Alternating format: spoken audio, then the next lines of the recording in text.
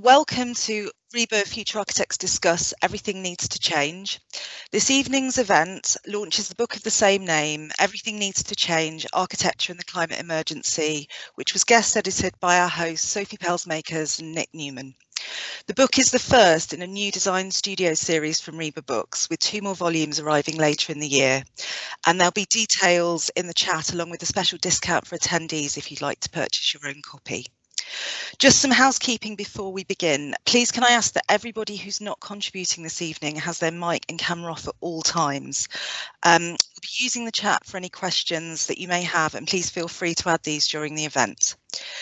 So to this evening's event. This is part of our RIBA Future Architects programme aimed at students from Year 1, Part 1 through to qualification. It's also part of our Discuss series, and there will be time for questions and discussion at the end after the presentations. As well as being joined by Sophie and Nick, who have curated this evening's event, we'll also hear from some of the book's contributors, both live and via pre-recorded video, and in various time zones. So please bear with us if we encounter any technical difficulties along the way. In a moment, I'll hand over to one of our hosts. Sophie Pelzmakers is an environmental architect, educator and researcher, and she is currently assistant professor at Tampere University, Finland. She authored the Environmental Design Pocketbook and co-authored with Judith Kimpion and Hattie Hartman Energy People Buildings, Making Sustainable Architecture Work, as well as guest editing with Nick Newman, Everything Needs to Change. Her books are one way to actively engage in making a difference in architecture by training the next generation of architects and influencing those in practice. Welcome, Sophie, from Finland, where it is now just after 8 p.m, and she will briefly take us through why everything needs to change. Thank you so much for that introduction, Lucy. So welcome everybody here tonight. As Lucy said, I would like to talk about why everything needs to change in very, very brief, and then hand over to the other contributors of the book. So since 2019, we've had headline after headline about the climate crisis. For example, earlier in the year, we heard that 2020 was the joint hottest year ever recorded, along with 2016. Earlier in September 2020, we also heard that the Earth has lost 28 trillion tons of ice in less than 30 years due to global heating. We also have heard that extreme sea level events will hit once a year by 2050, and we can no longer avoid this. And this is why also in 2018, the UN warned us that we only have 12 years to limit climate change catastrophe. But actually, of course, time is moving on. This is actually now less than 10 years. And that's why also the EU Parliament about a year and a half ago declared a climate emergency. And our actions, of course, also affect people thousands of miles away, especially low-lying islands like Kiribati in the Pacific. And Kiribati will be one of the first islands to disappear, yet as a nation, it hardly, or actually not at all, contributed to global warming. So there's huge ethical issues associated as well with our actions. And it's clear that we're all connected. And when I mean all, not just humans, but also non-humans. And we'll hear from one of the speakers about us later today. And humanity and nature are not separate. We must see them as one to fix the climate crisis. And so there's absolutely no dispute that CO2 levels are rising as a result of our human activity. And of course, the building industry has a huge component into that as well. And these CO2 emissions are changing the planet's climate and will continue to do so until we stop burning fossil fuels altogether. And that's why everything needs to change. Because we haven't done enough, not in architecture, not as a society, not in the building industry. We are still not doing enough despite all these warnings, and now we are in crisis. And I did briefly want to actually draw out this word that we use, climate emergency or climate crisis. It actually means exactly the same as climate change or global warming or other words that you hear like global heating. And the reason why when I speak of heating, crisis and emergency is because that terminology is really an intentional effort to express the urgency and what is at stake so that we actually might kickstart some significant climate change mitigation initiatives. So the time to act is now.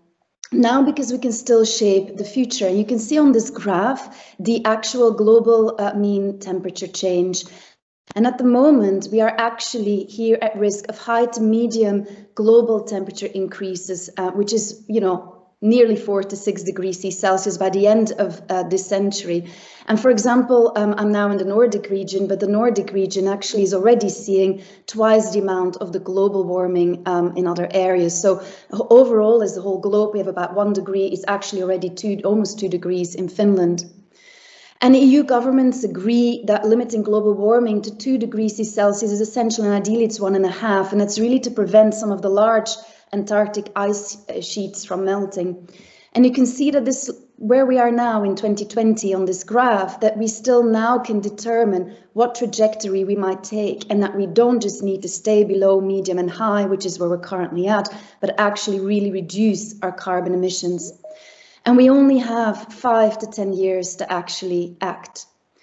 So what does it have to do with us as architects? Well, I can talk about this for a very long time, but I've limited space. So I actually wanted to give the word to one of the contributors of the book, Dorte Mandrup. It's actually, she opens the book.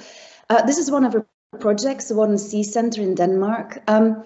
And she writes the following. The built environment as an industry is responsible for almost 40% of global energy-related emissions. Global greenhouse gas emissions must be reduced by 45% before 2030, reaching net zero by 2050. So this is actually just less than 10 years. We have to cut significantly CO2 emissions.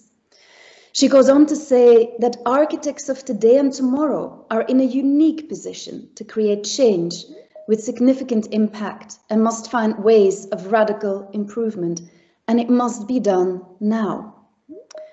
So architects in the building industry have been part of the problem, and we therefore must also be part of the solution. And given the urgency of the climate crisis, the next 5 to 10 years are crucial, and that means also architecture in the next 5 to 10 years matters even more so in what we do. So how will we move towards this carbon neutral society that everyone is talking about? Well, we need rapid, far-reaching and unprecedented changes in all aspects of society. The big one is we need to stop burning fossil fuels, and that's going to be very challenging. It's in a way an addiction to fossil fuel. But of course, it's not just about CO2. We also have to face other societal and environmental challenges alongside as well. For example, air pollution, which is really affecting health and well-being. We're noticing a massive biodiversity decline. We're also facing an increased aging population, aging infrastructure, and we are keeping on using resources that are actually finite. We're also already facing a changing climate, as I just mentioned, and at the same time, we keep designing and building as if that is not the case. And of course, another issue that is incredibly important is that of affordability and equity. There is at the moment very uneven access to services within countries, between countries as well. And that's often exacerbated by the changing climate. So we also have to make sure that we create a just and green transition, and not just a green transition at any cost. And there's many more of these challenges we also face alongside the green transition. So there's absolutely no doubt we need a radical rethink in architecture and construction and how we live. And of course, because we're part of the problem, it can be really overwhelming. But the most powerful thing to remember is that we can be the change. In fact, we must be. And as I said, it might seem overwhelming, but actually I think it's a time to be optimistic and put our creative skills as architects to good use to create a better world and planet. And that's why really Nick and I put Everything Needs to Change, Architecture and the Climate Emergency together. We were invited by the RIBA to do this as their inaugural first volume of a series of the RIBA Design Studio book. And it's really there to inspire and advocate for different ways of making architecture and to challenge us into going beyond that as well. There's also a message from architect Hiroshi Sambiki. Unfortunately, he cannot be with us. It's something like 2 or 3 a.m. actually in Japan at the moment. But he wrote a wonderful message for all of you here in the audience that I have the honor to actually share with you and read out. So I'm now going into actually Hiroshi Sambiki's voice.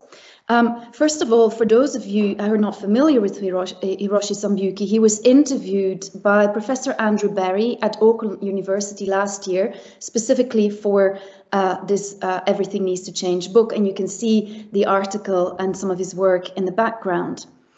And Hiroshi Sambiki is an architect and founder of Sambiki Architects, and he's a master at balancing the relationship between nature and architecture. The movement of earth, wind, air, water, and sun are integral parts in his buildings, and his buildings exist in harmony with their surroundings. His approach allows daylight to always be present, but it's not just objectifying light as a singular event, but it's rather opening our awareness and experience of light to be timeless, fluid, and rich. In his interview, he inspires us not to forget about the natural resources around us and to use moving materials, as he calls them, such as air, light, and heat to construct buildings. As I said, unfortunately, he cannot be with us today, but I will now read out a message he specifically wrote for us. 20 years ago, through the Miwa Gama Potters building, I questioned the relationship between the beauty of architecture and of the earth. Since modern times, the three major materials of contemporary architecture have been steel, concrete, and glass, and their visually beautiful architecture has been widely admired. However, at the time, I was concerned about the future of the building industry and of the earth. I realized that while beautiful concrete buildings were being created, their formwork was being discarded, polluting our beautiful planet. At the same time, I was also presenting Air House. The message was that even if the building is made of glass, what is really important is its invisible material, air. The RIBA and the Architecture Review Award were the first in the world to recognize these two works at the same time. And on this occasion, I was invited to attend the award lecture in London. And now you can read actually with me as well. He goes on to say, I can't forget the words that were said at that time. All the jury members were all surprised when finding out after deliberations that the two very different looking buildings were by the same architect and built at the same time. The surprise was a manifestation of society's recognition that the profession of architect is focused on creating visually characteristic designs, making similar architecture in environments with different topographies and climates. However, the jury appreciated the inevitability of the invisible design of the two buildings, that they are considerate of their uses and of the earth, as well as the visible design that emerged from it. That recognition was very encouraging, as it happened at the beginning of my career as an architect. I'm still very grateful to the RIBA and the people involved in the award. So what about now, 20 years later? At the end of our conversation, Andrew tells me, you're pointing to things that in many ways should be obvious. Unfortunately, I still have to continue conveying what seems quite normal and obvious when we put it into words. The title of the book is Everything Needs to Change. I believe that the recognition from clients and society will inspire and guide architects, just as that happened to me. However, before this can happen, architects themselves must show their work not only through words and performance, but first and foremost through architecture itself. My belief is that unmoving materials such as concrete and glass must be selected and arranged for the moving materials such as air, water, and light. Architecture must be designed so that it becomes part of the earth. In order to achieve this, we need to spend a lot of time researching and thinking about the details of the earth. Moving materials are very intangible elements, but they are the most fundamental and sustainable material on earth. Therefore, I consider them to be the three major materials of future architecture for an intelligent relationship between man and the earth. I believe that the architects who will be recognized in future will be those who can propose an architecture that is recognized by both our planet and its people. And his final words of his message are, "It is my sincere hope that the actions of such architects will change our society." So to sum up from me, together we clearly must be the change. We are the change. And in the words of Greta Thunberg, our house is on fire, everything needs to change, and it has to start today. So you can clearly see who we were also inspired by as well. So let's work together for a more sustainable world. That's it from me, but I think I'm now introducing actually the next speaker as well. So let me just stop sharing this. So next we are going to hear from Tom Bennett, who has done a short recorded message for us. Tom is an architect at Studio Bark, university tutor and climate activist with Extinction Rebellion. In April 2019, he was one of over 1,000 people arrested for participating in non-violent civil disobedience in the same year, he helped to launch the Architects Climate Action Network, ACAN. For the Everything Needs to Change book, we invited Tom to explore activism in an age of climate crisis. In his thought-provoking article, where he interviews actually several other industry players, Tom argues that for the first time, mainstream commentators are acknowledging the possibility of full-scale civilizational collapse. Faced with a problem so systemic and so urgent, it seems rather hubristic that we may be able to architect our way out of the problem by making incremental design choices. His message is, we simply can't. So let's listen to what he has to share with us this evening in this short video. Hello. Sorry I couldn't be with you on the call this evening. I'm just going to share some thoughts and reflections that have occurred to me in the time since researching my article. So it's quite interesting sometimes to think about why it is that we haven't begun to get a handle on the climate and ecological crisis yet, despite it having been known about for such a long time. We've continued to double down. And this is often framed as an issue to do with lack of solutions. We're told that we can't point out problems unless we have up and ready solutions. And so developing those should be our first task.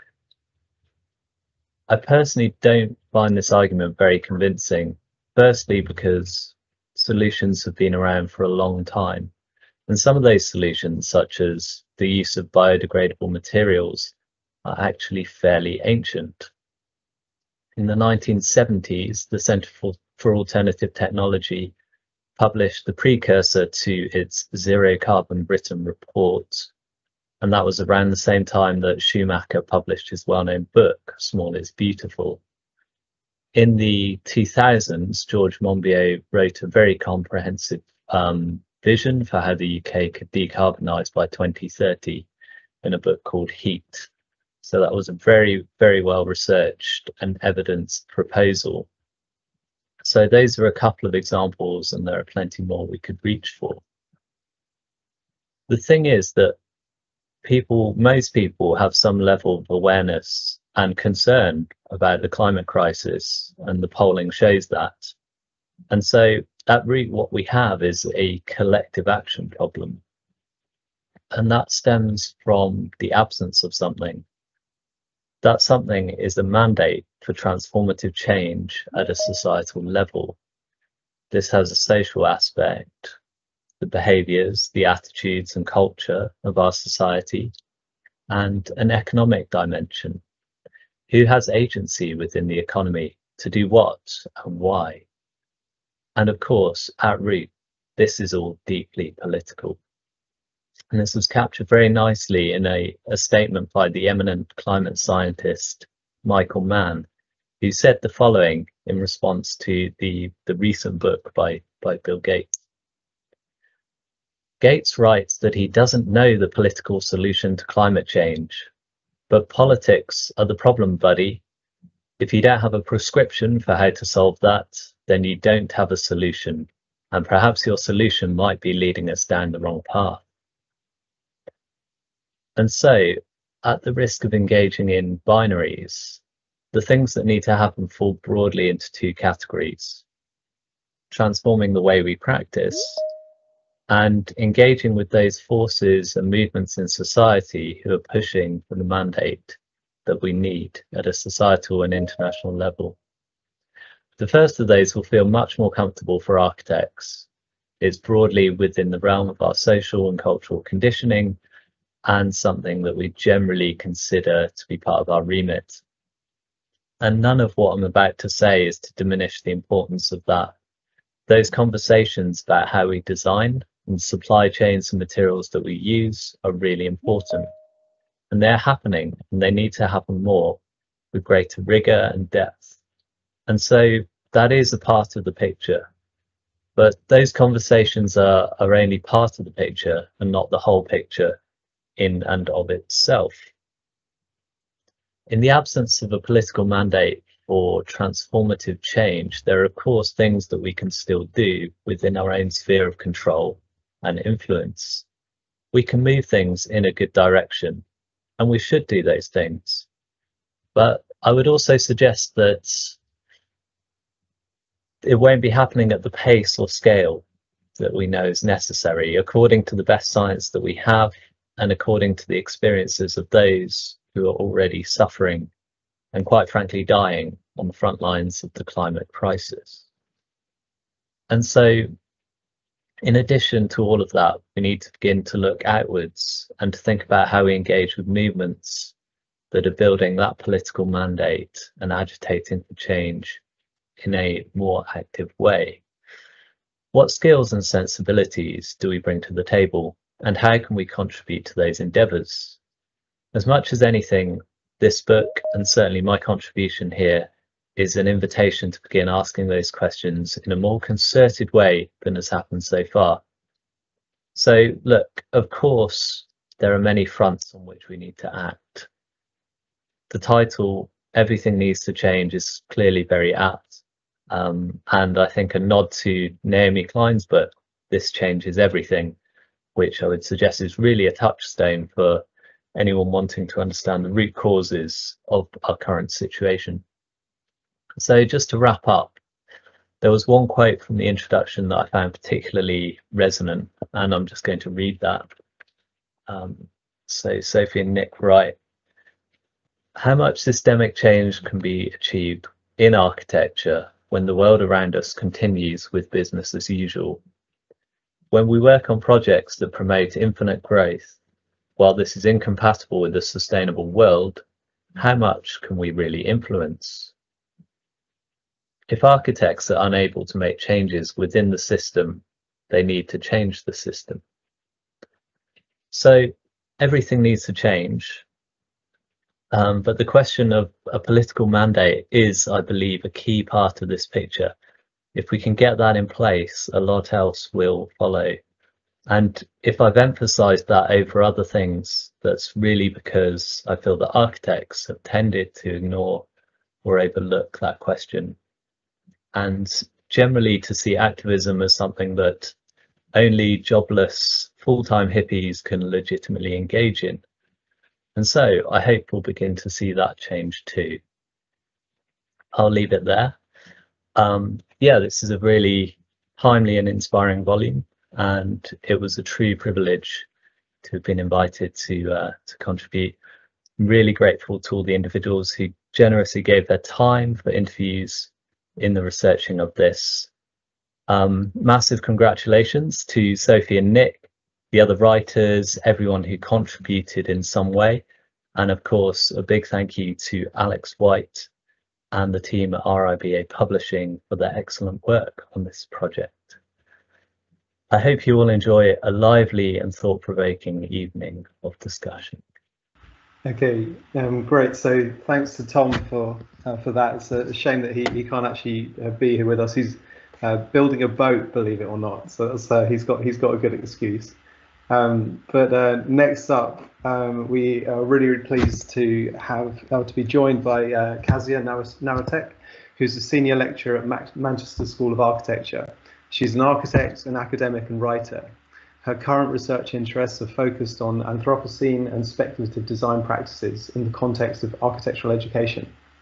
In her teaching, she uses narrative as a design generating tool, and following Bakhtin's idea of polyphony, fosters an inclusive and dialogic studio culture.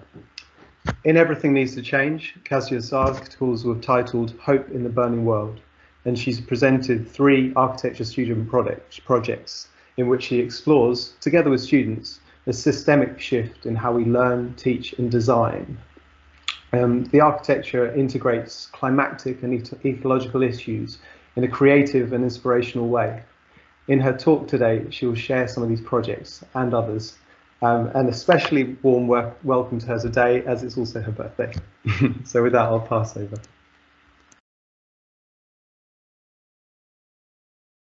Okay, thank you, Nick, for a lovely introduction. So I'm going to share my screen. Let's see how that goes. That should work. Okay, I'm really happy to be here today. And let's start with the question, why does everything need to change? I think Sophie, with her introduction, really left no doubt. I think it would be difficult to find reasons to stay on the current course, which is clearly leading us towards extinction. The crisis is not something that is coming, we are already living it, and the pandemic being one obvious example. For what we know, it is very likely that the virus originated in wild animals, and our meddling with their natural habitat created a perfect opportunity for the virus to find its way into our bodies. But it would be a mistake to consider the pandemic to be nature's pushback, as it would be naive and arrogant to assume that this is some sort of a human-nature standoff and the virus is Mother Nature's stark warning for humanity. It's because we don't stand alone against nature. We are entangled with it at every level.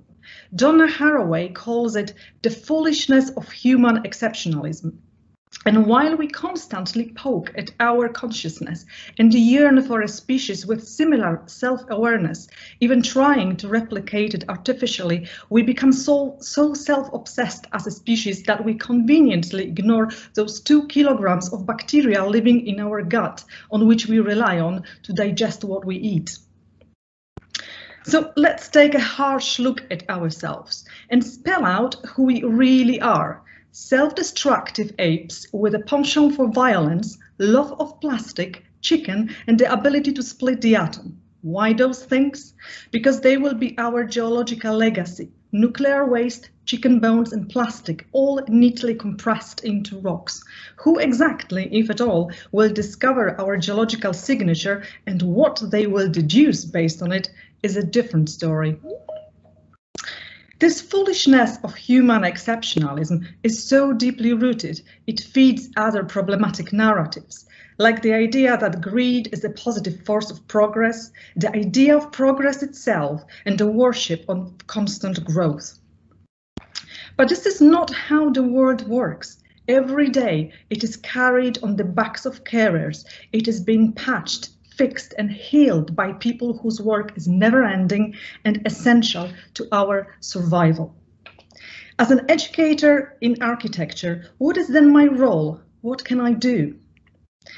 What does it all mean for my pedagogical practice? If you imagine the design studio as a narrative, then student projects are stories within it. It is the most powerful tool we have as educators, the narrative. Make no mistake, there is always a narrative, even if it's not directly articulated. But if you look at the projects, you will find it. The narrative in my studio requires students to find their story within it. It positions them within a complex and entangled web of forces and influences, where they discover their ability to act as activators and amplifiers. I realize I am asking a lot from my students, and here's a little shout out to a couple of friendly faces in the audience. So I am drawn into post-industrial urban spaces, and I see their potential. When undisturbed long enough, they are taken over by nature, and in some cases become important biodiversity hubs in cities. The canal in Sheffield was the site for projects described in my chapter, and today I would like to give you a bit of an update and show projects from my Year 3 undergraduate studio at the Manchester School of Architecture. So apologies to all vegans, vegetarians and pigs for that picture. This is actually an advertisement for a sausage factory from the beginning of the 20th century from France. I think it really illustrates how we still approach animals that we eat. So this year we worked on the site of the former Manchester abattoir, where we grappled with the legacy of mass-produced meat. The central idea for the studio was Mikhail Bakhtin's polyphony, which we used to read the site as a multi-voiced narrative, where multiple voices are in constant dialogue and never exist in isolation. This allows us to value contrasting viewpoints and in doing so, explore the potential for architects to address issues of social, spatial and ecological justice. So this project by Serena, called The Transparent Abattoir, asks if human slaughter is possible and confronts us with the realities of meat production. And here's a journey, the experience of the human perspective and the livestock perspective, with that last image that very speaks to us and tells us exactly what's happening.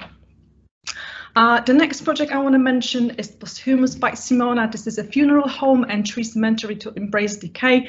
This project originated in Simona's bathroom, out of all places, because what you're looking at here is Hovis bread, mass-produced Hovis bread that coexisted with Simona in her bathroom for 3 weeks, and the resulting mold that grew on the bread was then encased in resin, creating those rather beautiful little objects. So here Simona also is looking into how modular is being buried, so different types of burial. And then her proposal was to bury people so that they grow into trees. And here's what it would look like, retaining some of the abattoir original structure. And here is a chapel with a living mycelium wall. The Wilded Century, this is a rewilding center by Matt, where the landscape is regenerated and rewilded, and humans are restricted in their movement to allow the land to bounce back and become alive again. So here you can see a lovely worm's perspective and some visuals as well. So the last project I want to show is by Rob. This is East Manchester Community Centre. Rob is addressing the post-industrial decline of East Manchester and its working class communities which were severely affected by the pandemic. And he is using biodiversity as a design driver. I just would like to quote Rob here. I now believe that those who feel the effects of the current crisis are pivotal to solving the climate emergency, which I think really summarizes how deep is this project, trying to look into biodiversity in a social context. So here is another view.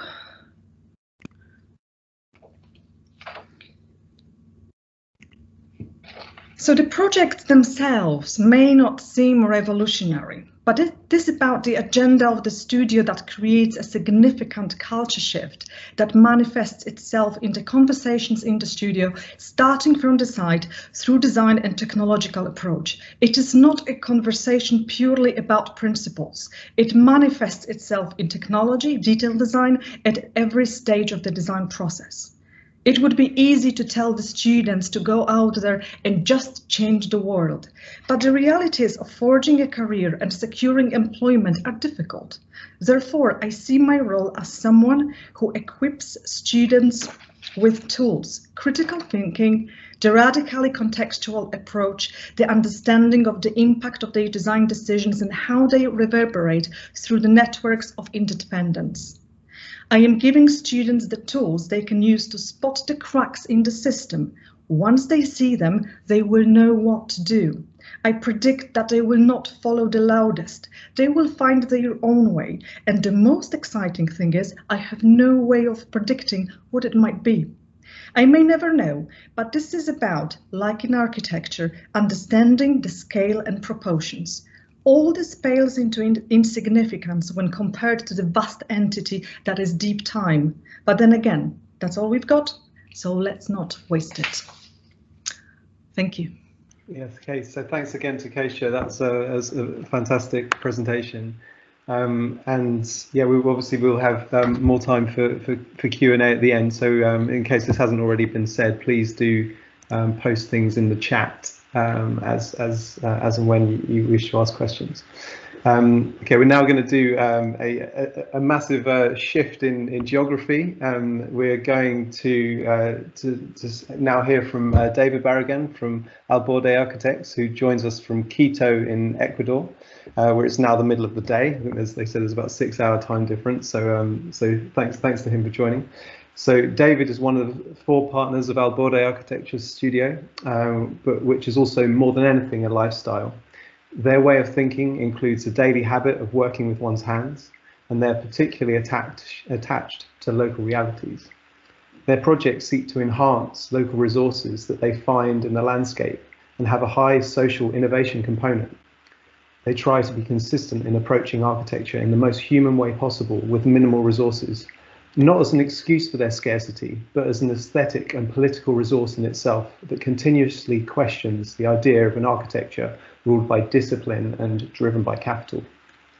In the Everything Needs to Change book, David was one of the interviewees in an article by Mario Kolkvist and Alina Luoten entitled Contesting the Architect's Role Through Radical Participatory Design. So let's welcome David from Al Borde. Hi everyone, I'm David Barragan from Quito, Ecuador. Thank you so much to Sophie and Nick for this invitation. We are really glad and honored to be part of this book launching, and congratulations for the book. We enjoy a lot to see all of the projects, and it's very challenging to see all of the ideas that you share in this book. So, in order to talk about a little bit of this topic, architecture and climate emergency, we decided to talk about local everything, local materials, local concepts, local knowledge, local everything. So, specifically, I began with local in the outskirts. What that means, where usually the authorities or the government don't go, where usually don't have electricity, sewage, drinking water, telephone, either internet. Where there is a culture of self-agency, of self-assessment, where everyone there has the knowledge transferred orally by their parents that let them deal with the daily stuff in the farm or in the fishing, or when they are building their houses, or even dealing with health issues, always by themselves. So what we do in these kind of territories is about for us to empower a knowledge exchange. It's about how with the best of them and the best of us, we can create something new, but at the same time, something attached to the place. So we began a lot of exchanging process, a lot of exchanging knowledge, also with the time to play in bonds. All of that take a lot of time, a lot of time. And participation always about time. So this school was developed in a slow cooking process of 10 years. And we just flow with the community time. And we are reluctant to dogmas, very reluctant to any kind of dogmas, because our work as an architect is solving problems. So again, in this project is a school, but this time is in Chile, not in Ecuador. An NGO commissioned us to transform this modest public school into a sustainable school. We are in the outskirts again, but not in the middle of nowhere like the previous project. The opportunity here is that the authorities are close. You can cross with the major in the sidewalk or in the market. So we can shorten the timeline project and overlap all of the municipality process and paperwork and all of that stuff. So instead of 2 years timeline project that usually take a project like this or more time, we did it from the participation stage to the opening in just 10 months. That means a lot in projects like this. Actually, it is an important part of the feasibility of this project. So, what these two projects have in common, of course, is people.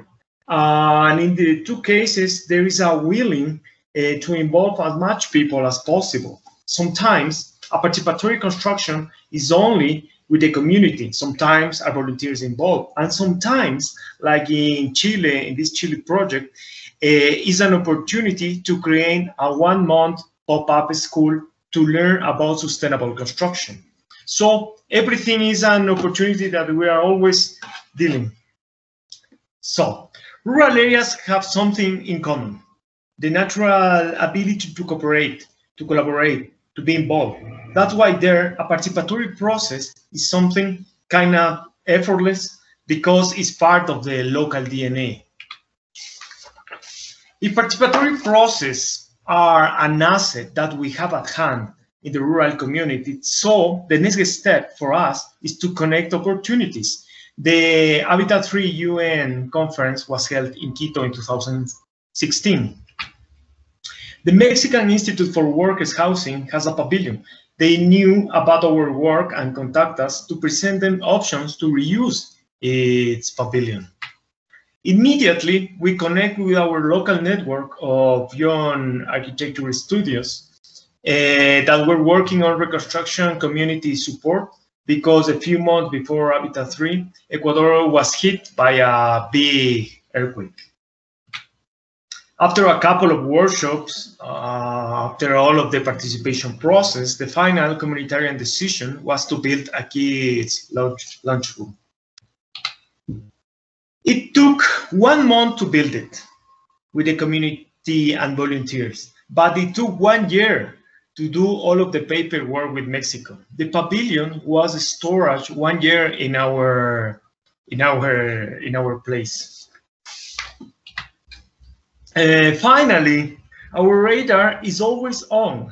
Along the 14 years we were working together, we have developed an ability of self-assessment.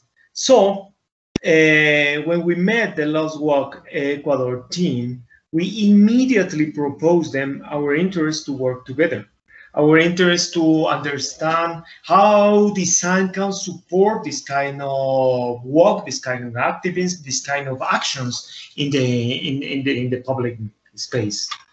The Lost Walk slogan is "Our best revenge will be joy." So we develop a mobile stage for the walk and transform the walk into a big party where everyone who want to share their political art can raise the voice and perform in the platform. So I want to share this couple of projects with you because after all of these conversations that we have in the interview, we discover and also a lot of people always saw that the participation is something completely far to do, or it's completely difficult to do. But when you have a real decision or a real interest to connect with the others, participation is something easy, something effortless, something natural. That's why I want to share with you. And thanks to everyone for this invitation. Okay, that's wonderful. Thanks so much for that, David. Okay, so again, we've been we promised we're going to be sort of jumping around the world, and so now from going from the middle of the day to the middle of the night, we welcome architect Samira Rathod here this evening. She's joining us from Mumbai in India, so it's especially kind of her to make the time for us. Samira started her own practice about 20 years ago, and she's also founder and director of Spade India Research Cell, which investigates the condition and impact of design in India. Samira believes in cultivating talent and a strong sense of design in today's youth, and she also teaches architecture in Mumbai. In her article for Everything Needs to Change, Samira takes us through the School of Dancing Arches, which was an experiment in understanding local material, craft, construction techniques, and passive design. to reduce the carbon footprint in a localized manner, a direction towards the future. And we're very lucky to have her join us here to take through the project now. Thank you, Nick. Thank you for that lovely introduction. I'd like to thank Sophie and the entire team at RIBA for this honorable privilege opportunity to share my work. And also, of course, and this whole idea that we must all believe in now and today that everything must change. With that, I will share my project, the project that is a school building, the School of Dancing Arches. So with that, I will talk about the School of Dancing Arches, which we also like to call as a choreography of bricks in a small town called Barragán.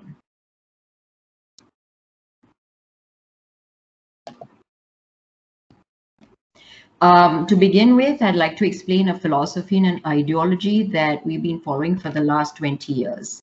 A beautiful, local, indigenous, responsible, recycling, and small. The acronym adds to meaning of the word blur in some way, also referring to the fact that everything is not preordained, but the entire process of design is about development, evolution, responding to site and context, and allowing it to grow to become the final result, but not start with something that is already thought of.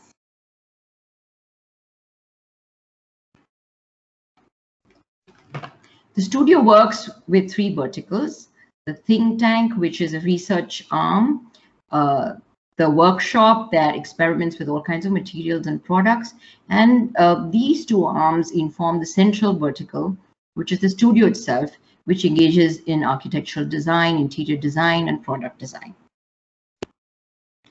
So with that, I'd like to introduce the School of Dancing Arches. This is located in a small town called Barragán. Barragán is a very old town. Today, most of its population has deserted the town and left for the US of A mostly to look for their careers and pursue wealth. The town is got a resplendent architecture and is surrounded by fields of tobacco. That is the kind of architecture that the little town has. Most of it influenced by the British, as well as some part of the old Indian Indo-Saracenic styles. This is the kind of textures that you find today in the town. People who have kind of been left behind, old parents who refuse to leave their motherland, who refuse to leave their little town and homes. And you can see the textures of the tobacco field, the weather-beaten walls, and some sense of a ghostly, haunted place when you walk around it. You smell the tobacco all the time.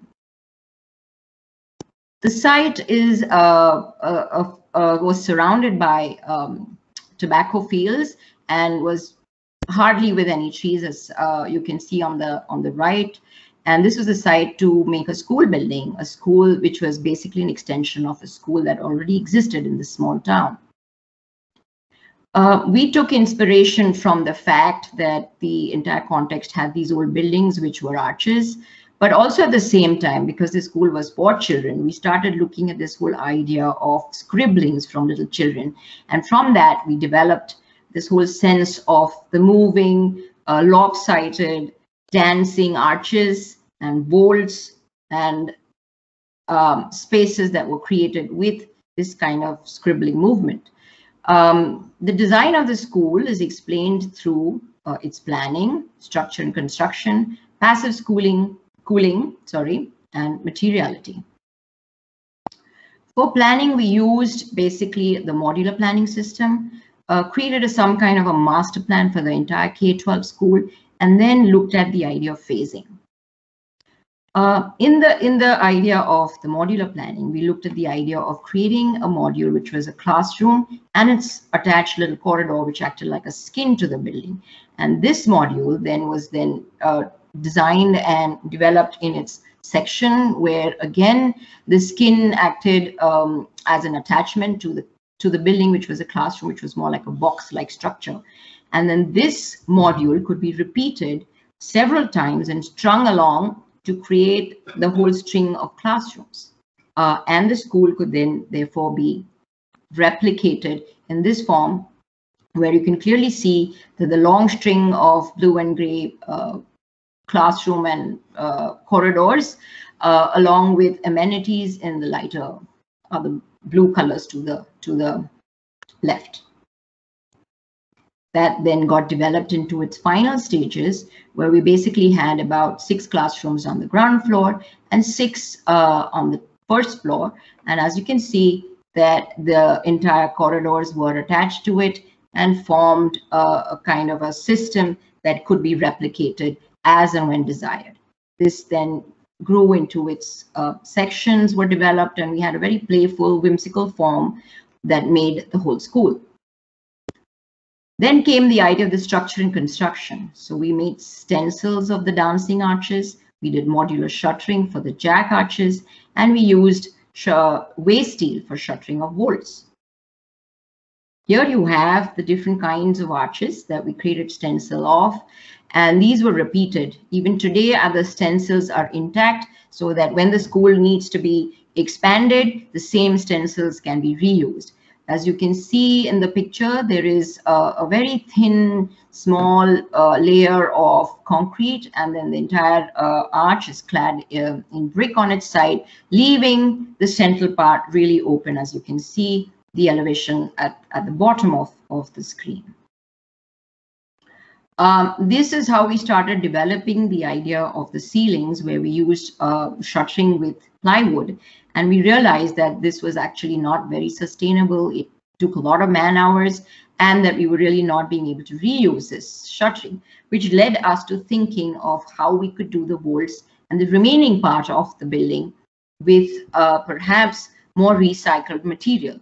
And we started using shuttering for walls, which was made out of these recycled steel. This steel was bought from waste steel that came out of other shuttering and buildings and steel structures that parts of which were rejected or discarded. And we created the entire structure of the shuttering with this kind of material, which was lightweight, not as heavy as a regular shuttering would be. It was then manually staged up onto the parts of the corridor. A wire mesh was put around it. On this wire mesh, we had a very simple, thin layer of bricks with absolutely no mortar used at all. And over this layer of bricks, we actually used a very thin layer of concrete. Normally, a concrete slab would be probably 6 inches. Here we were using something like 2 to 2.5 inches. That reduced the quantity into almost half. And then over that, we laid one more layer of brick, making this an entirely thermally insulative, so that there was less heat coming through it, lightweight, and cost effective. We looked at the idea of passive cooling through thick walls, skylights for hot air to escape, and sprinkling of water on brick floors for cooling. As you can see here, the entire school was built with very thick walls. The normal brick wall is about 9 inches. Here we did mostly about 18 inches, 450 mm. The arches were almost 600 in thickness. And this allowed for a great extent of thermal cooling and kept the spaces inside relatively less hot, I might say, not as cool as one would have it in an air-conditioned space, but definitely not uncomfortable, definitely a lot more conducive to be able to focus and concentrate and learn. Each classroom had these kind of uplifted skylights from the jack arches, which were made open, and so the hot air was allowed to escape and keep the classroom cool. In terms of materiality, we used local bricks and only bricks. These bricks were available almost less than a kilometer away from the site, produced completely locally. We used brick plaster, so we used the dust of the brick to create plaster. We used local ceramic tiles and a lot of recycled wood. And most importantly, we used light, natural light, as a primary material to create a resplendent space that was beautiful and happy and joyous. As you can see here, the floorings are made out of broken bits of pieces of bricks, inlaid with a little bit of cement, which would be cooled off only by sprinkling water on it. There you can see more patterns of bricks created. The roofs were also tiled with bricks and created small gutters that allowed the water to be drained off from the roofs and the terraces. And this is the inside of one of the corridors. There you can see the brick walls, the brick plasters, and the brick floors. We did these little windows which were without wooden frames. They were frameless windows, and that again saved us a lot of wood that was normally almost halved in terms of cost savings. The landscape also took a very special feature. Here, as you can see in the building with the blue lines marked, all the water from the roof terraces was then driven into these little spouts to the end of the building, brought down and run into a swale in the landscape that then was leading to recharging wells. And as a result, all the rainwater was therefore taken back into the ground for the ground to be recharged with water again. As you can see, these were the terraces on which the water could be drained off into these little spouts. And from these spouts, they would go down into the swales. And here are the swales where these swales further led into recharging wells. And the entire school that you can see here, the semantic of bricks and a playful, whimsical exploration of form that is translated even into the landscape in the sense of the mounds. And with this, I'm just going to share some more pictures of the completed school.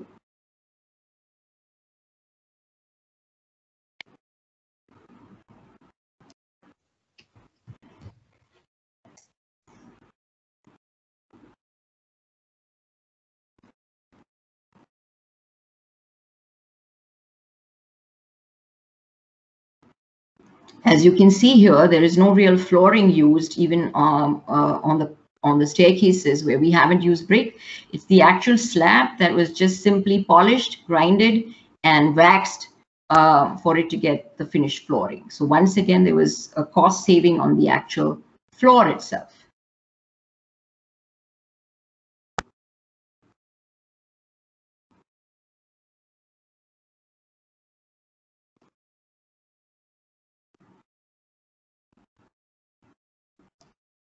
Here is a testimonial from the school that they're very happy with the space. Children love it. And some of the drawbacks also they have given us what we should keep in mind in the future, especially in the rainy seasons, because it does tend to get wet. And the corridors do get wet. And of course, now we're looking at how we could figure out roof overhangs to keep the water out during the monsoon, and also a lot of nuisance from what they call pigeons. Just to end, as a kind of a takeaway from this entire experiment and experience that we had during building the school, is a little gift that we gave back to ourselves actually. Because when we used to go around the town of Barragan, which was primarily empty or haunted, a lot of the houses were being sold off or even being demolished. And this one of the houses that was being emptied out, we found all these kinds of old worldly belongings of a previous family that must have lived there. And we took all these belongings and made little objects that were souvenirs to this entire exercise and to this entire experience. And it's an ode to the idea of memory making and nostalgia. And thank you for allowing me this opportunity. Thank you so much, Samira, for this inspirational talk and taking us into Mumbai with you, and for being with us at it's midnight now with you, isn't it? We're super grateful that you're here. Next up, I would like to introduce Stephen Choi. He's a project architect whose work has included the development of environmental assessment methods, designing and managing buildings, embedding sustainable development into educational curriculum, and being a global living building challenge expert. He's actually in Melbourne at the moment, and several of his projects, both private and public, have gained wide recognition for progressing green building before he actually left for Australia when he was also in the UK. Unfortunately, Stephen cannot be with us today due to the time difference with Melbourne. It's actually 4 a.m. over there. But he has put a 5-minute video together in which he takes us through one of the case study buildings that he also describes in his Everything Needs to Change book chapter. Perhaps controversially, he takes us with him to a shopping mall. But if anything, you will see it's a different kind of shopping mall as well. So over to Stephen now. Thank you. Hi there, my name is Stephen Choi. I'm very grateful to be able to share some input into why I think everything needs to change. In the publication, I shared 3 different projects. They're all based in Australia. This is one of them, called the Burwood Brickworks, which is actually a retail building. It's a super neighbourhood retail building in the sense that there's a supermarket, a butcher, yoga studio, childcare centre, medical, pharmacy, and a cinema. So it's very much based on the needs of a community. In this project, as well as the other 2 I shared, they all had they're unique, but they have similar characteristics. That being that they all generate more energy than they require on a net annual basis. They all clean their own water and then reuse it on site. A number of toxic materials and ingredients have been avoided throughout every single construction. And they all incorporate a whole number of other measures. You can see fridges here which use natural refrigerants. There are doors on the fridges which seem quite simple. Everywhere there's a human being, they'll have access to fresh air, daylight, and a view of the outside.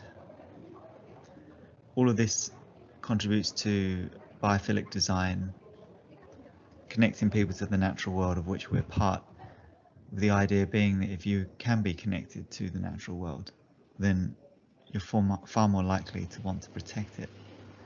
And this translates through all the aspects of this project as well as the other ones in the publication. Sustainability is not enough. When we think about climate change or climate disruption, a warming global environment, air pollution, water quality issues, species extinction, collapsing of ecosystems, and a loss of biodiversity. Every single new building makes all of these problems worse. And so these projects demonstrate in 3 different typologies. This is a retail building in a mixed-use neighbourhood. There's also housing and community. And the 3rd project was a university building.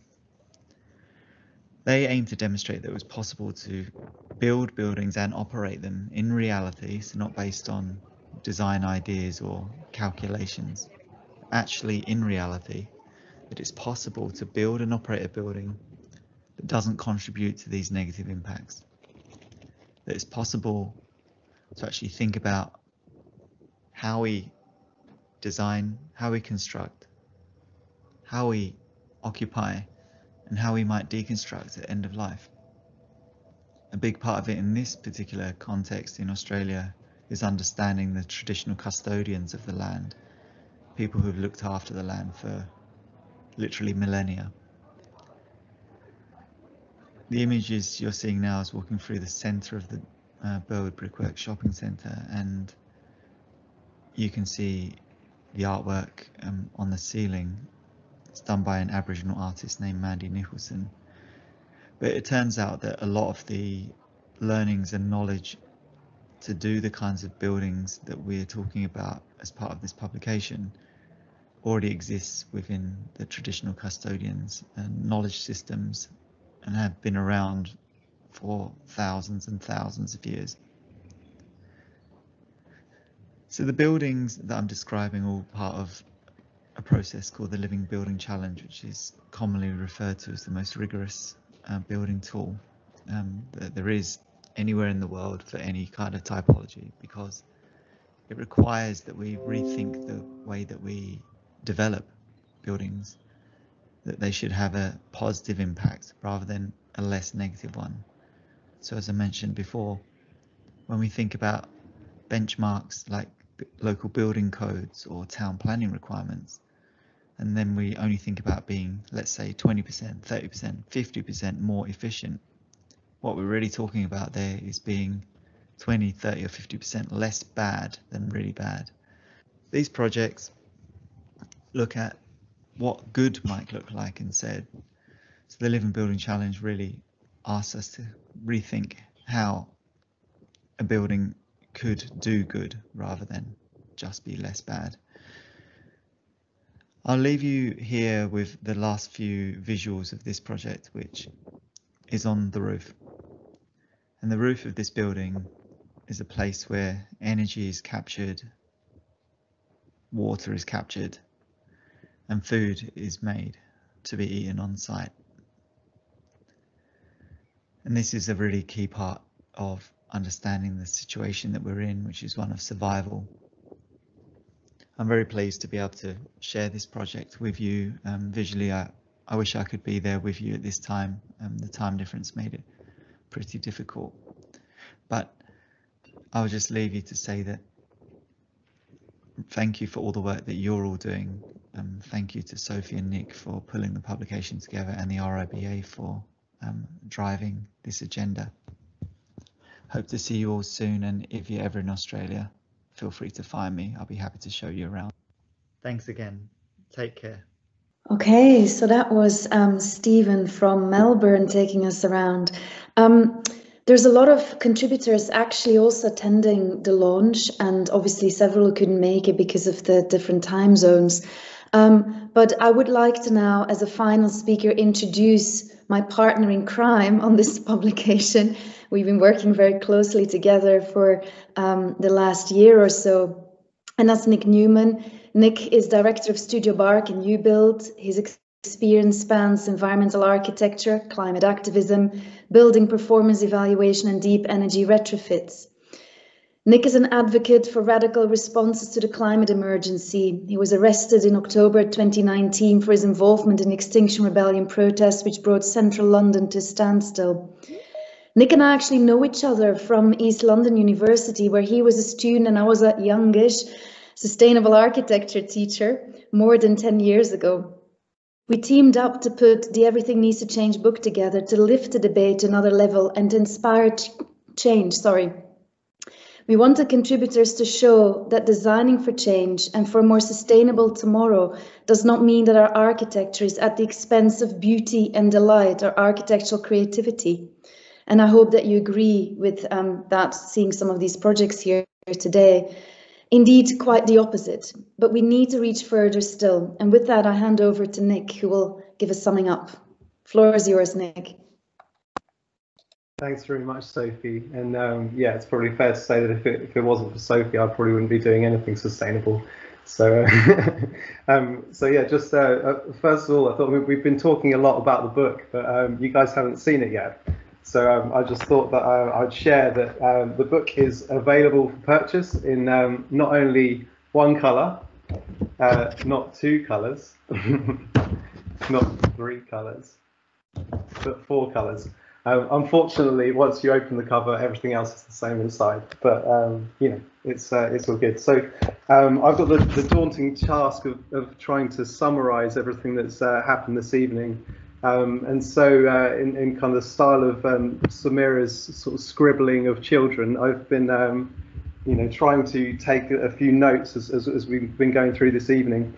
But I want to kind of try and present them along with some of the themes that we draw on in the final word of our book. So hopefully some of it all comes together. So if I just share my slides now. So obviously the book, Everything Needs to Change.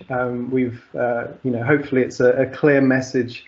Tom was right in that it was, you know, perhaps a nod to Naomi Klein, but also quite importantly a nod to Greta Thunberg, who's kind of helped everyone, I think, in refocusing some of their mind.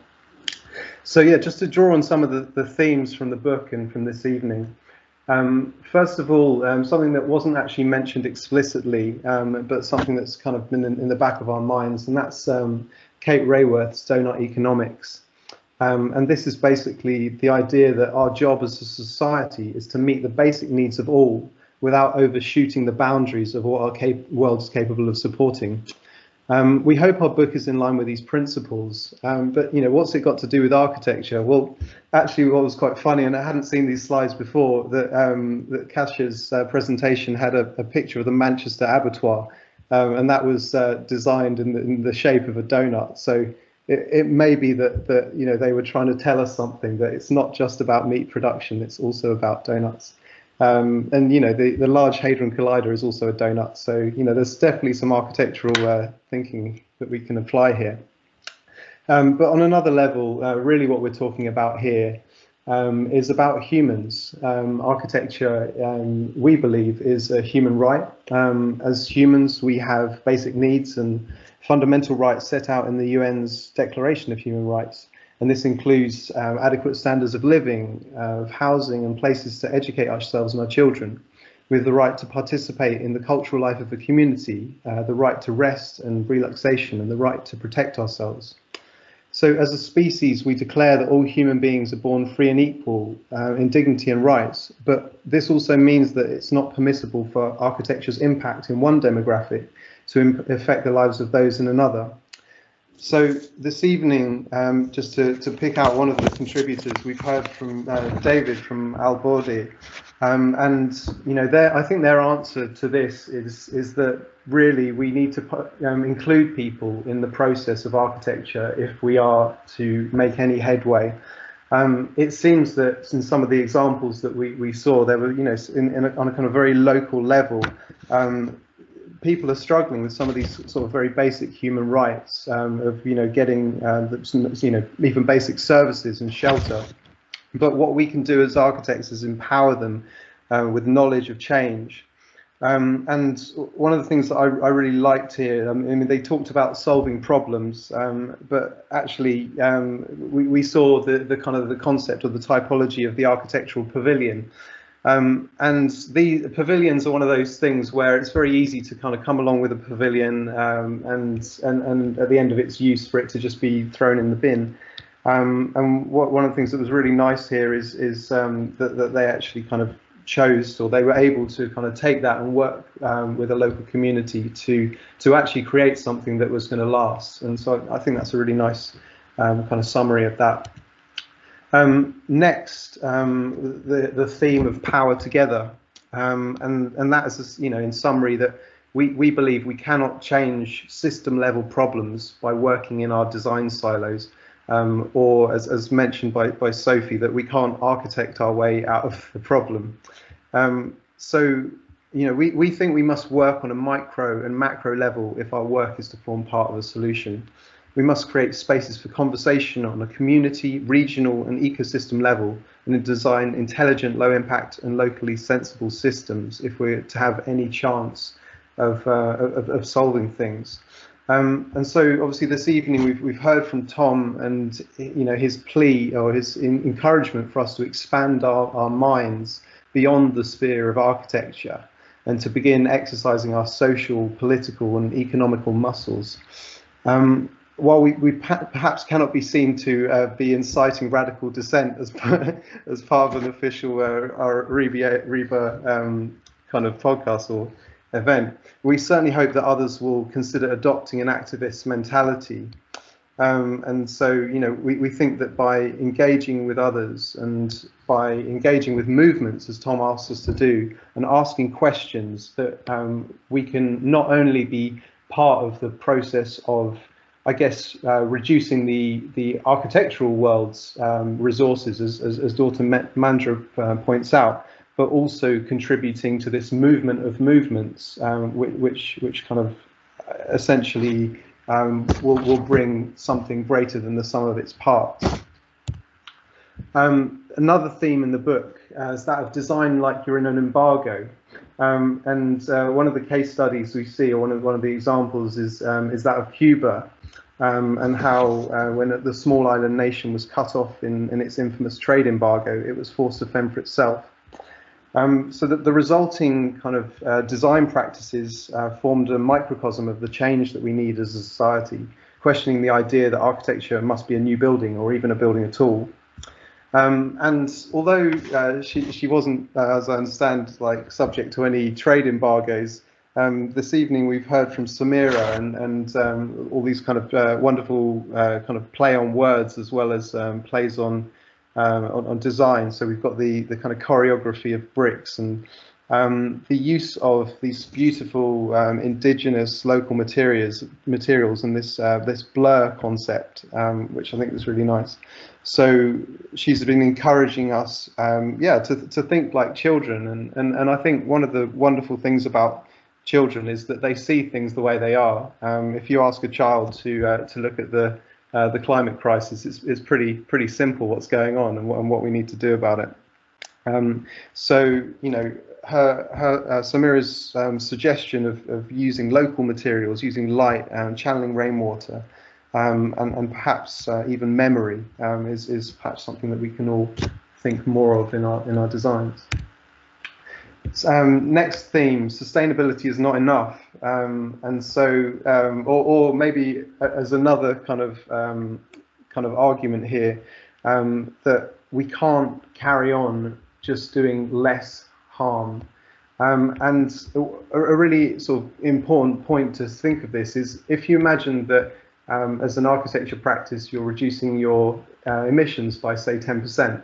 But then to your shareholders, you're trying to grow the practice by 20%, then obviously that doesn't work. So sustainability and doing less or doing less harm is not enough. And as we've heard from Steve and Choi, doing less harm is not the same as doing no harm, and we need to step up a gear. So I think Stephen's plea, apart from going shopping, was for us to really think a bit more carefully about, you know, the way that we are approaching everything.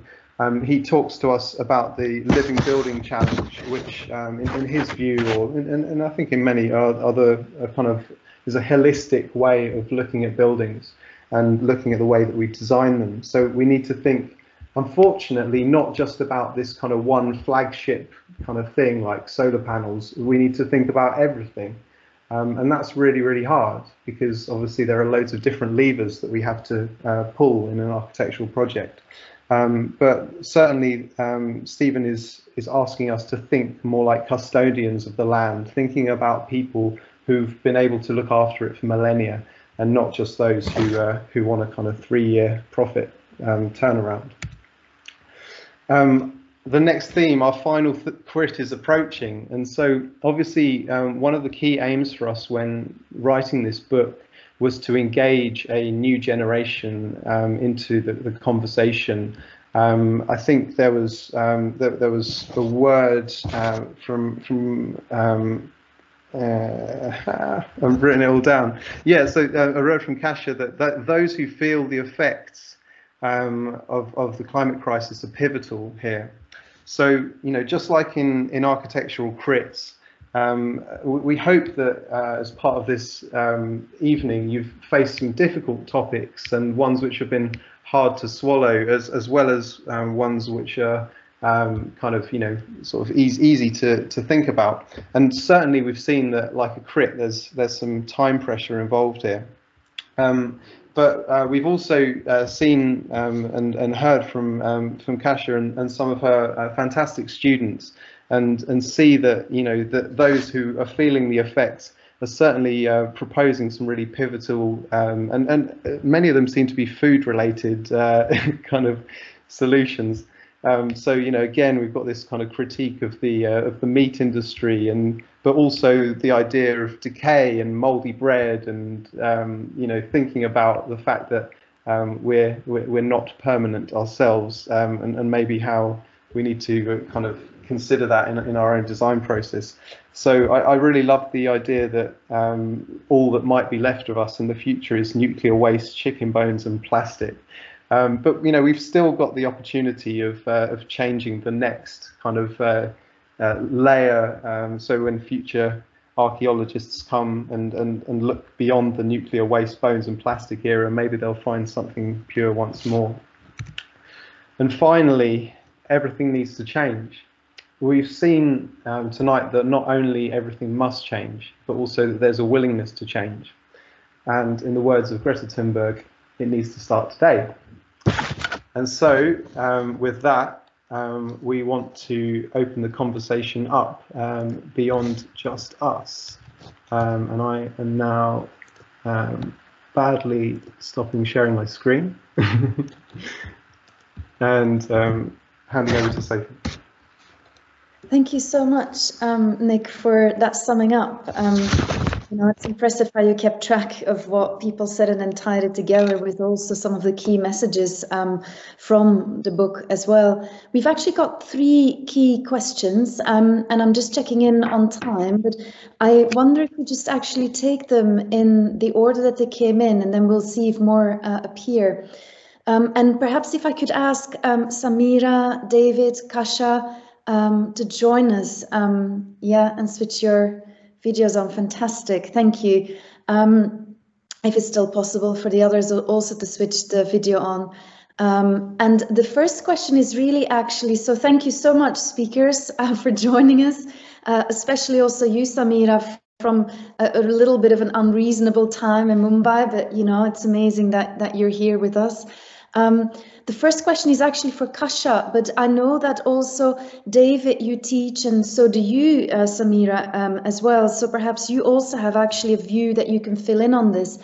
And summing up, if I understand Essie correctly, she's actually asking, how do we actually combine or marry this sort of tension in teaching between students needing to know skills to go into practice and things like regulations and you know, kind of drawing skills and so on, versus also then actually this sort of critical and radical thinking and this exploration, you know, and those skills or those attitudes and values, and how do can it be combined both, or do we have to prioritize one over the other, particularly related to the climate emergency? And Essie, do shout out if I did not properly summarize that question or understand it properly.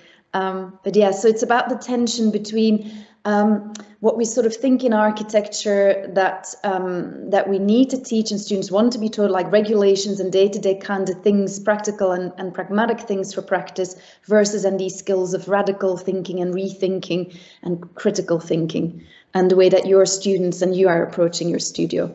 So Kasia, maybe if you could start, if that's okay. Okay, thank you. It's a great question because I think it touches upon something really important here. I think this is a false conflict.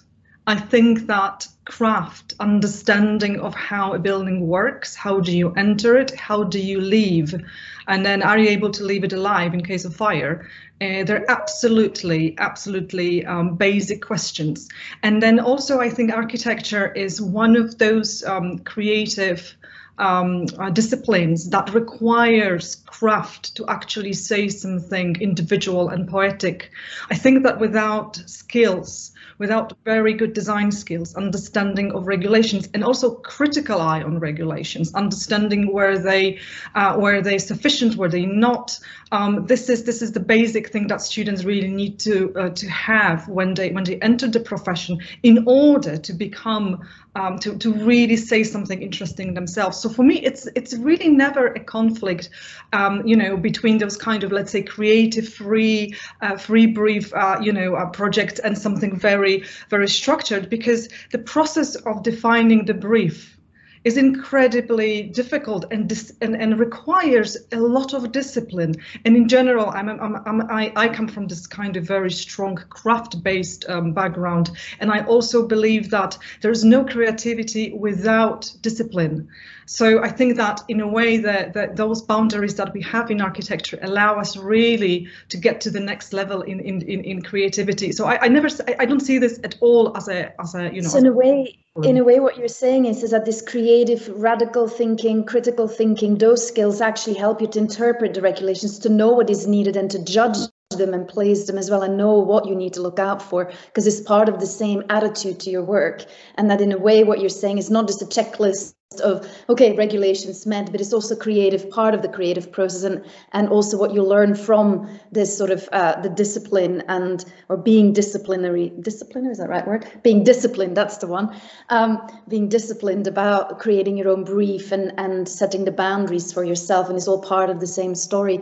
Could we, that's sort of, I think that's a very, very interesting way of looking at it, and I think you're probably spot on with that, with my own experience as well. And if you don't have the first, it's very difficult to ever get the second, you know, that critical thinking. Could you maybe hear from perhaps, I don't know, David, if you want to jump in, and perhaps if Samira wanted to add to that as well, if there is that tension, how do we deal with that tension as educators? Of course, we saw this tension when we lead a design studio. So we decided to move to design and build the studio. Because the design build the studio combine the different skills that you learn in the classroom and pace all of these skills with the reality in a community, for example. So that's why we always work from a couple of years only with this design build studio format.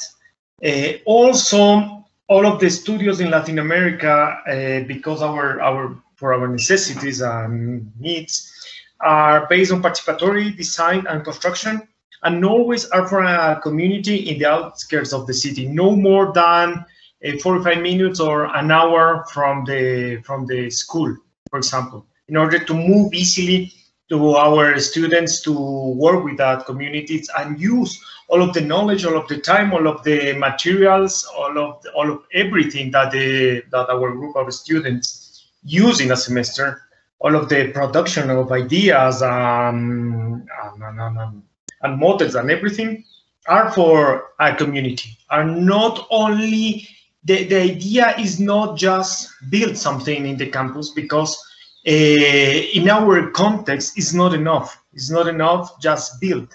Build is not the main part of the process. Build is a tool to achieve something in a community. Building is more than just build. It's part of a big process, a big learning process with the students, a big exchange process with the community. That's why we choose the communities very close to the city.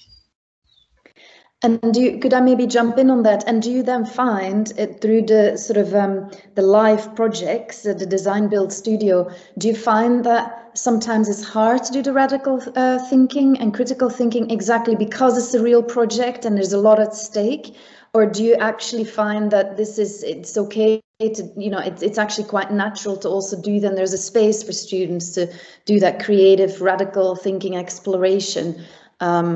Or do you find that there is sort of, because it becomes very real, right? And do you think, is there a danger if it gets too real, the students are not maybe creative enough, or that it stifles their creativity, particularly then related to climate emergency design as well? Or is it not a problem? I think it's radical because you need to deal with with the whole complexity. You need to deal with all of the layers that you have with the reality, and this is why it's radical, because you need to deal at the same time with the budget, also with the needs of the community, also with the methodology, with the academic issues. You need to deal with a lot of layers of information and demands, and I think this is the most radical way to teach, maybe. Because you are using all of the strategies with the students. And what we like a lot about the Design Build Studio is, for students, it's more than a design studio that they are used to take in the university. Because suddenly they are, am I connect? Because suddenly they don't think about the grades. The grade is not important for the students in that moment, because suddenly they realize that they have a responsibility with someone. They are working for someone. They are creating all of these exchange space with someone, and the grade it doesn't matter for them.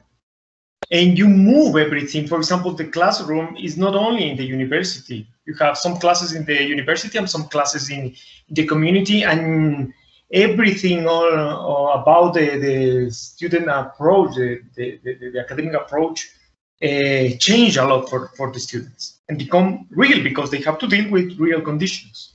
And for me, it's radical for a student to have this kind of control space to explore this reality. I think is for us is a good way to prepare them for the certain future.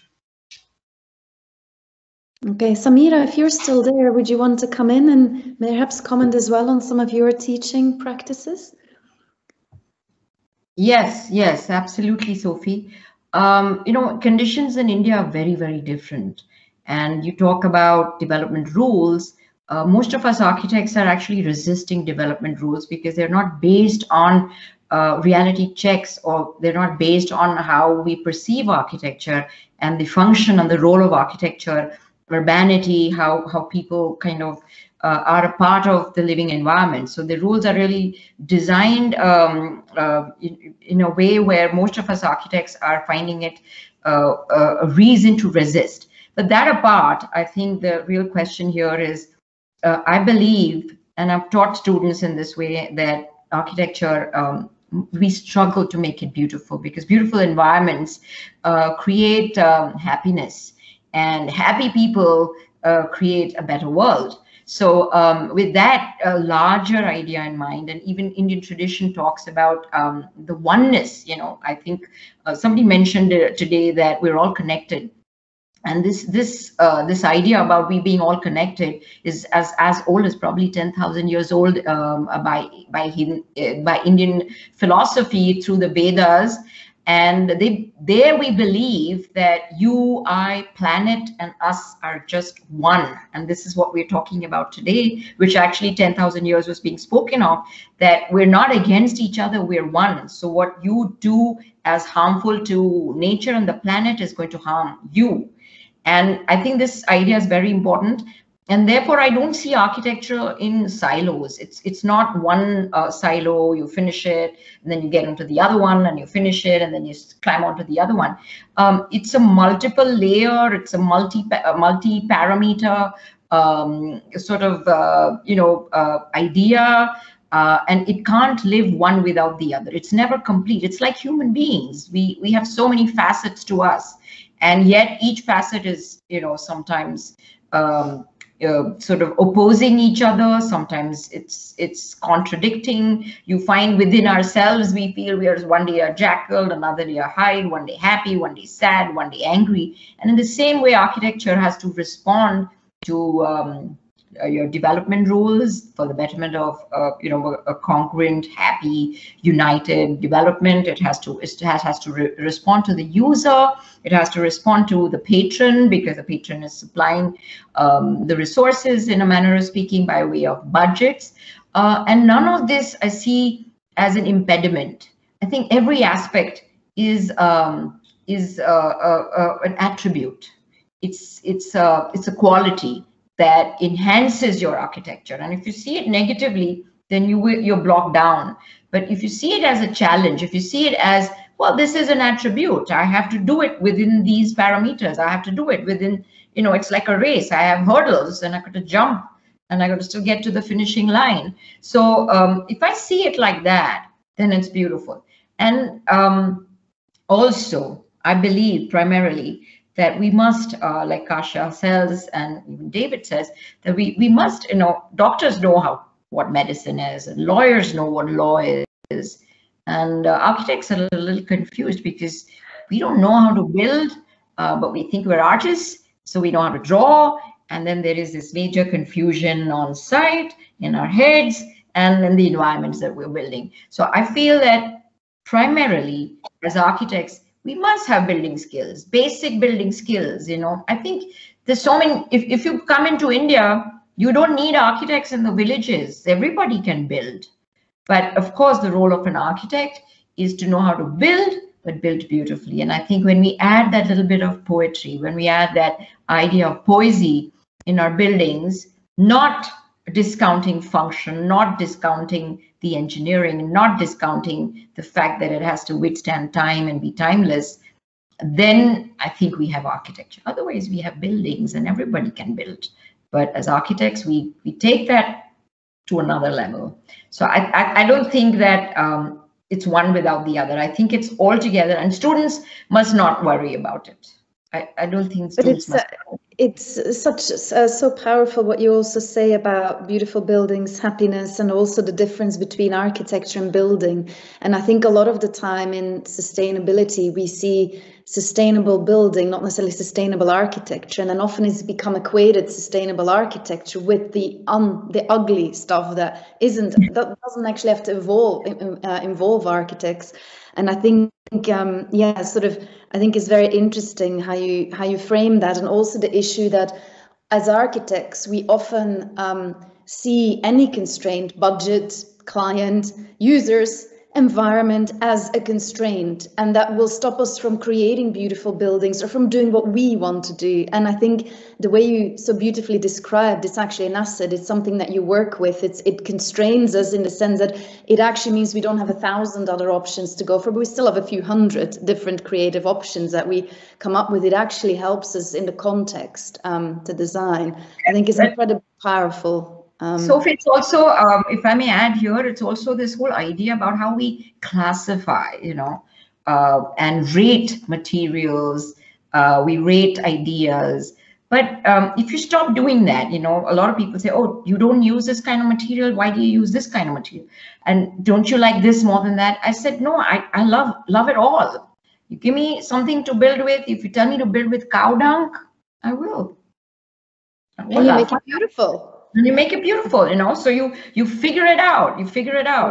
Yeah. If you tell me that you've got to use stone, then I'll work with stone. But then I need to find out what stone is, what stone can do, and what I can do with stone, and what stone does to nature. Where do I find it? How much should I use it? I think that research, that kind of longing, that yearning to say, I want to know everything there is to know about this particular material, then the budget is not important. I can build with anything.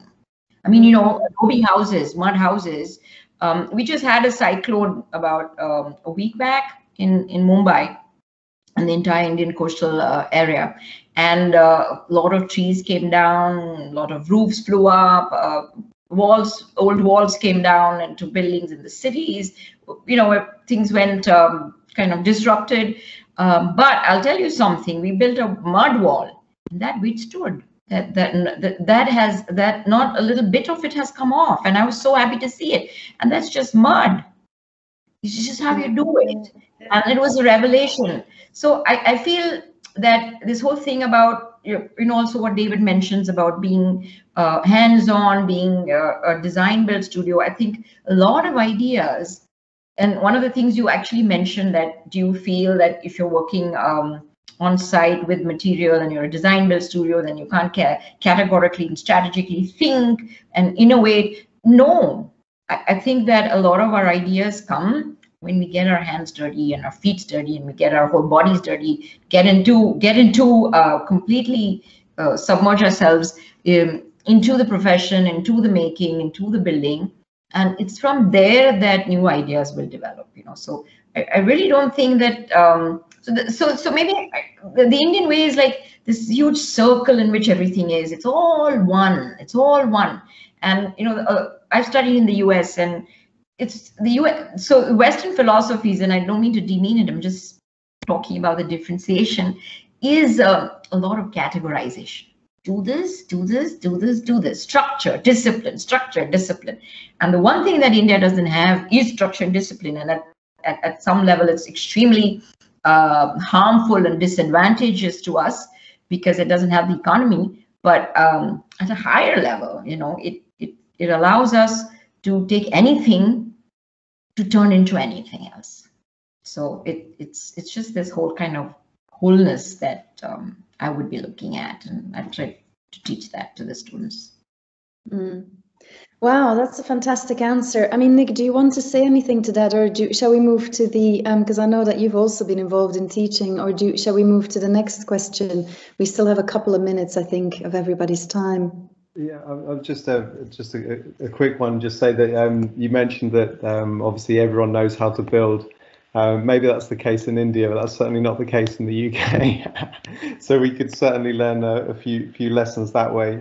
But you know, yeah. Sorry, I won't. I've spoken enough. I think we should go on to the next question. So, well, actually, the next question is a little bit related. It's also it's from Rob Hyde. Hi, Rob. I don't know if you're still there, but and it's really related also with the tension between short-term thinking and kind of systems and the economic system, budgeting, and then the long-term thinking about our designs and actions and the impacts that we have elsewhere, how long buildings last, and so on. And his question was then really, how do we better position ourselves in this short-term and long-term thinking in both roles, mindsets, any skills and tool sets, in order that we can actually subvert and change some of these systems? There's not a bigger question, what systems? It's quite wrapped up in kind of a bigger way, but it's sort of this tension between short-termness and long-term, and that often our decisions are driven by the short-term, which Samira, you're just describing some of those buildings were not standing, but then the mud wall was, and yet that might have been, you know, part of the long-term thinking or decision-making as well. So I don't know who would want to take that question, but sort of the tension between both short-term and long-term thinking, and how can we marry the two or acknowledge one and work with the other and maybe change the short-term nature of things? You know, one of the things, Sophie, should I go first? Or yeah, please. You're in now. Can't see okay, sorry. Sorry, my camera is not turned on. Yeah, there we go. No, you know, this is a great question, because this is a question that I struggle with a lot, because when we're in practice, you know, we're always trying to get our clients convinced about the long-term thinking and saying, you know, why the architecture has to be a certain way, because what it means to not just him, but to generations to come that will see this building and will use it. So it is absolutely important that we put in the long-term benefits of a particular architecture. And the struggle usually is not just with budgets, but everything that we want to do ends up implying a budget. So there's no way that you can, you know, really convince people. And so the one thing I learned on the lighter side is to then say, okay, I'll pay for it, you know, I'll pay for it. So then they're just a little more comfortable. Say, okay, fine. But yeah, this is, I feel that it's important. It's absolutely important to think of the long term. I think that's what everything needs to change is all about. And I think as architects, we need to talk to clients and our patrons, and we need to talk about exactly what you've talked about. And I think the book is absolutely wonderful. It's almost like, you know, if people read this, I feel they might just get an epiphanic moment. And if we just decide to change, you know, how we think, what's significant to us, and redefine our ideas of beauty, of value, of what is rich and what is not so rich, and what we need to be. Isn't it true that a lot of Sweden has started looking at this whole idea of giving up, using less, making consumerism smaller? And so that's what we're talking about, and that is long term. And to do that, you need to talk, you need to do what you're doing today.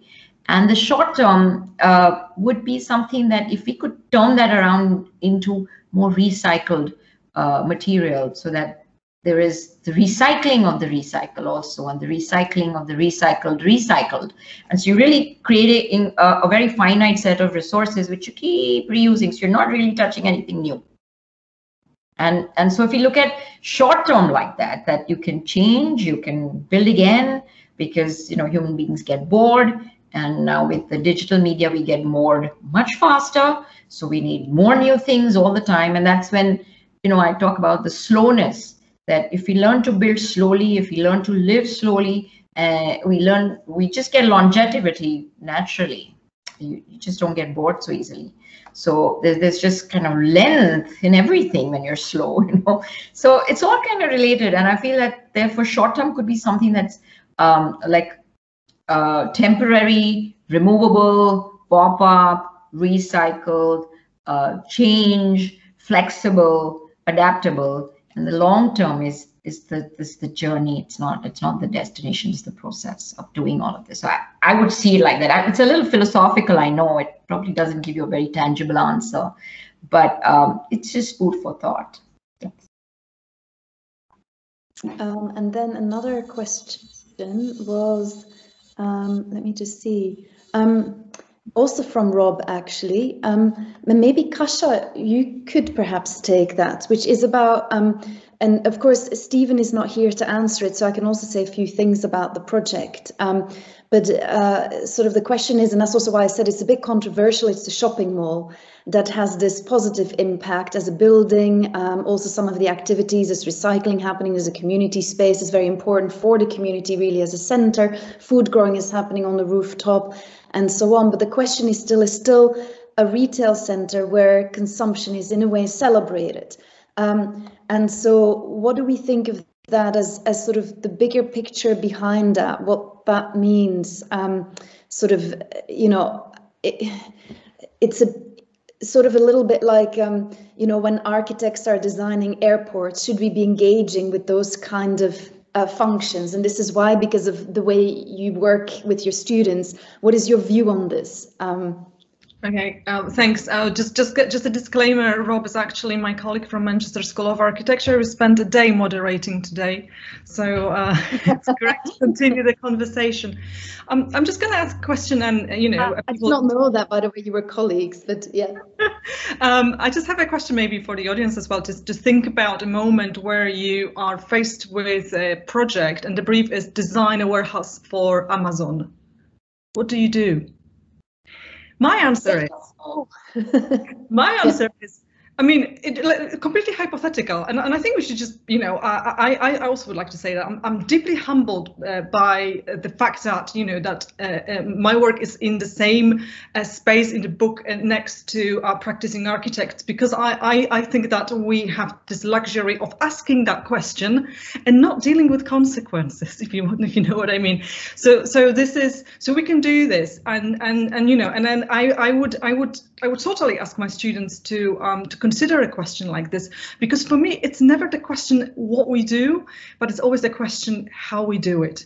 So imagine a subversive project. You're designing an Amazon warehouse that on the sly, subversively, probably not even known to the client in full, it does other things, the good things. By stealth, it's actually doing other things. Yeah. And it can be many different things. I don't know what it might be. It might be different in every project, but just kind of taking a very mainstream, very, you know, kind of soul destroying brief in a way. I know Amazon warehouse, you know, or anything, you know, anything else. I think I'm thinking about Amazon warehouse because of the Nomadland by Chloe Zhao, who got an Oscar. I think that's why. But that moment when you take a really difficult question like an airport or something, and then you try to give an answer that actually is, you know, looking for the cracks in the system and then dismantling it. Of course, there is always the question, is it the right approach? Should we just say, no, absolutely, we cannot engage with this because that's just too destructive? Honestly, I don't have an answer to this. And I've never been in a situation that anybody approached me and said, you know, design and you know, a building like this. But I also recognize that a lot of young architects, where they go to practice, they don't have a say in what they work on. And even if they try to choose a practice that kind of aligns with their values, it may be very difficult. Also, what you see on the surface and when you see what's actually happening might be very different. So again, I think it all comes down to this fact, you know, how do you think about a task? What can you actually do? And then you will discover that as an architect, you can do actually quite a lot. By stealth, as well as officially, yeah.